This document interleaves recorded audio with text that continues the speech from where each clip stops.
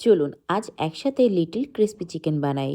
প্রথমেই চিকেনটাকে ম্যারিনেট করে নিই। আমি এখানে মুরগির বুকের অংশ ব্যবহার করেছি। চিকেনের সাইজটা আমি মিডিয়াম রেখেছি, একদম ছোটও করিনি আবার বড়ও রাখিনি। প্রথমেই চিকেনগুলোকে ভালোভাবে ধুয়ে তাতে অ্যাড করেছিলাম লবণ, জিরা গুঁড়া, ধনিয়া গুঁড়া, শুকনা মরিচের গুঁড়া, গোলমরিচের গুঁড়া, সয়া সস, লেবুর রস, আদা রসুন বাটা, টমেটো কেচাপ আর দিয়েছিলাম দুধ। অবশ্যই দুধটা ব্যবহার করবেন।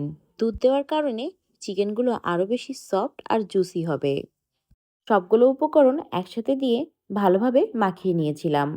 মাখিয়ে আমি রেস্টে রেখেছিলাম 1 ঘন্টার জন্য। আপনারা চাইলে 20 মিনিট মতো রাখতে পারেন। আমার হাতে সময় ছিল তাই আমি একটু বেশি টাইম রেখেছিলাম। তারপর আমি একটি প্লেটে নিয়েছিলাম ময়দা, তার মধ্যে অ্যাড করেছিলাম লবণ, কর্নফ্লাওয়ারের পরিমাণটা অবশ্যই বেশি ব্যবহার করতে হবে, তাহলে চিকেনটা বেশি ক্রিস্পি হবে। তারপর দিয়েছিলাম গোলমরিচের গুঁড়া। তারপর অল্প অল্প করে পানি দিয়ে আমি ভালোভাবে মাখিয়ে নিচ্ছিলাম। অবশ্যই একসাথে বেশি পানি দেওয়া যাবে না, অল্প অল্প করে পানি দিতে হবে। যখন দেখবেন আটাগুলো এমন দানা দানা হয়ে গিয়েছে, তখন একটা ছাঁকনি নিয়ে ছেঁকে ফেলতে হবে।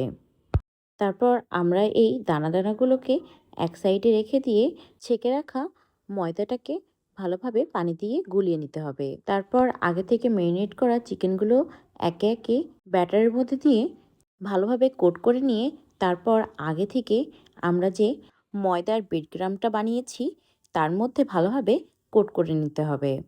কোট করাটা যত ভালো হবে চিকেনটা তত বেশি ক্রিস্পি হবে।